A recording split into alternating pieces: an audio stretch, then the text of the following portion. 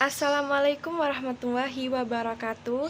Perkenalkan, nama saya Yuke Valiani Putri dengan NIM B1B1211024, Prodi Ilmu Pemerintahan, mata kuliah Sistem Birokrasi Indonesia, kelas Kamis jam 12 sampai dengan 14.30 R04. Baiklah, di sini saya akan menjelaskan teori birokrasi klasik menurut Marx, Michael, Mosca, dan Weber. Pertama, menurut pendapat Karl Marx. Ide Marx atau pendapat Marx muncul untuk mengkritik esai Hegel. Menurut Hegel, birokrasi sebagai suatu jembatan yang menghubungkan antara negara dengan masyarakat. Masyarakat itu terdiri dari kelompok profesional, usahawan, dan kelompok yang mewakili kepentingan khusus atau partikular. Di antara keduanya itu, birokrasi bisa menjadi media penghubung antara kepentingan partikular dengan kepentingan umum. Marx menerima perbedaan Hegel antara negara dengan masyarakat tetapi memodifikasi isinya. Bagi Marx, birokrasi tidak mewakili kepentingan umum atau kebutuhan umum. Tidak ada kepentingan umum, yang ada ialah kepentingan partikular yang mendominasi kepentingan partikular lainnya. Tujuan birokrasi adalah untuk mengumpulkan kekayaan bersama, tetapi di bawah selubung kebersamaan ini sebenarnya birokrasi menjadi milik pribadi. Muncul sebagai sebuah idealisme tetapi berakhir dengan materialistik. Birokrasi dapat menggunakan topeng tujuan sebenarnya melalui rahasia yang membungkusi tindakan yang menciptakan mitos spesial. Menurut Marx juga, negara tidak lebih sebagai bentuk dari organisasi di mana kaum borjuis membutuhkannya untuk jaminan kepemilikan dan kebutuhan mereka. Negara mungkin memiliki independensi, tapi hanya bila negara tradisional masih eksis dan ketika tidak ada satupun bagian dari populasi yang bisa mendominasi yang lain. Sekali masa transisi berlalu dan borjuis menjadi the ruling class, negara kehilangan independensi dan tidak lebih sekedar perwakilan kelas. Di bawah monarki absolut, birokrasi menjadi persiapan untuk mengatur kelas borjuis. Di bawah restorasi dan republik parlementer ini menjadi instrumen dari peraturan itu sendiri. Yang kedua ada dari Gaetano Mosca dari 1858 sampai 1941. The nature of the ruling class. Dalam semua masyarakat, dari yang paling simpel sampai paling maju, dua kelas manusia muncul, kelas yang memimpin dan kelas yang dipimpin. Yang pertama, memonopoli kekuatan politik dan menikmati keuntungan dari kekuatan yang dimiliki. Sementara yang kedua, diatur oleh yang pertama. The ruling class selalu lebih sedikit daripada yang dipimpin. Berdasarkan teori demokrasi, mayoritas mengatur minoritas, tapi dalam faktanya minoritas yang mengatur mayoritas. Dalam seluruh sejarah peradaban selalu muncul perjuangan antara kelas yang memimpin dengan pesaingnya. Kelas yang mengatur menjustifikasi peraturan mereka dengan formula politik. Contohnya kesejahteraan bersama yang selalu diterima oleh kelas yang diatur. Ketika kelas yang mengatur bersemangat untuk memaksakan formula politik mereka, mengatur dan menservis masyarakat ketika mereka terbuka bagi orang yang berbakat dan ambisi di antara mereka. Peremajaan dan perubahan yang gradual dalam diri mereka dan masyarakat akan terjadi. Tetapi ketika the ruling class kehilangan semangat, ketika mereka tidak lagi dapat melakukan apa yang akan dilakukan, atau ketika mereka dekat orang luar berbakat, pergolakan dapat terjadi yang memunculkan perubahan total pada kelas yang mengatur.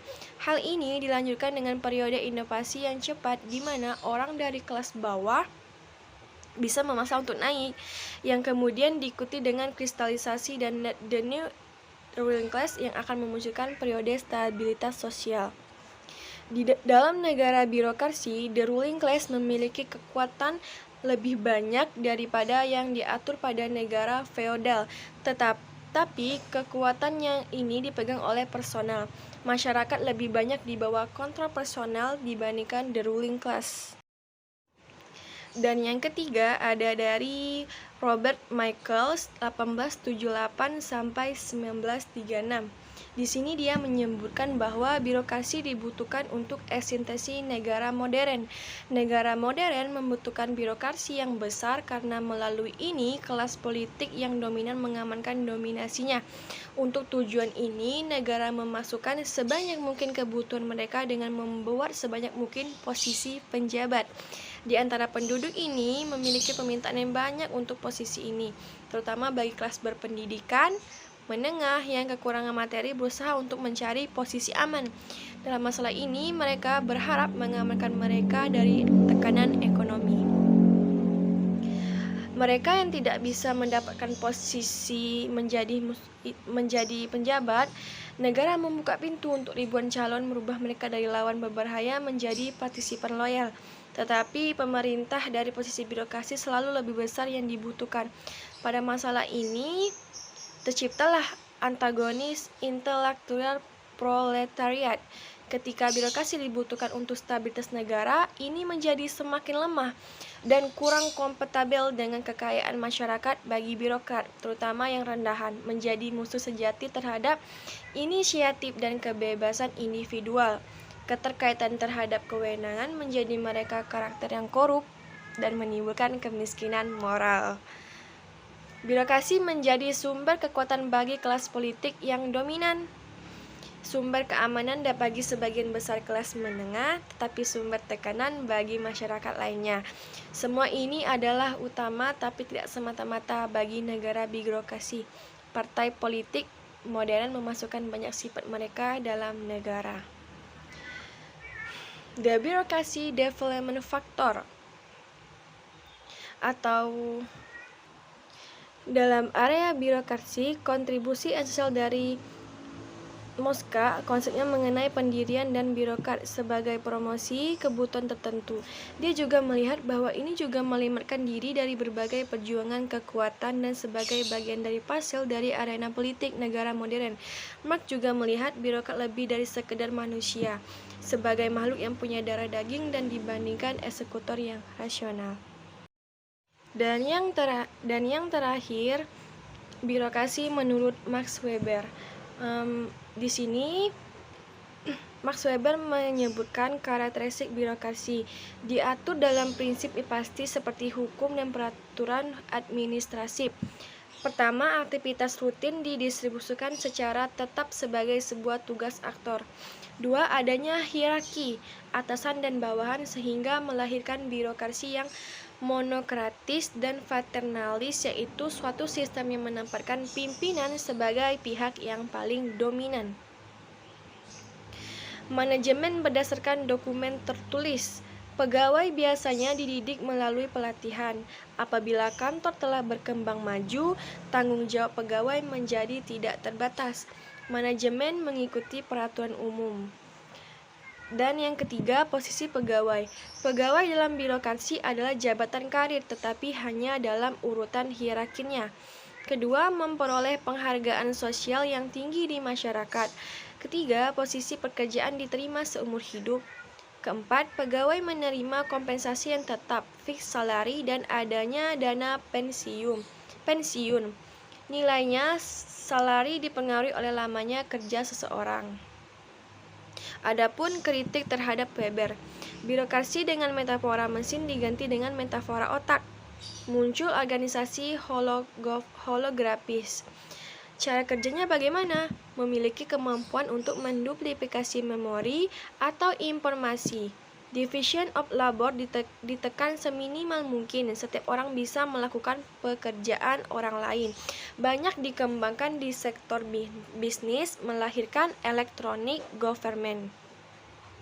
Weberian, tipe ideal. Menurut Weber, tipe ideal birokrasi yang rasional itu antara lain: 1. Individu penjabat itu secara personal bebas, akan tetapi dia dibatasi oleh jabatan formalnya manakala menjalankan tugas-tugas atau kepentingan individualnya dalam jabatannya.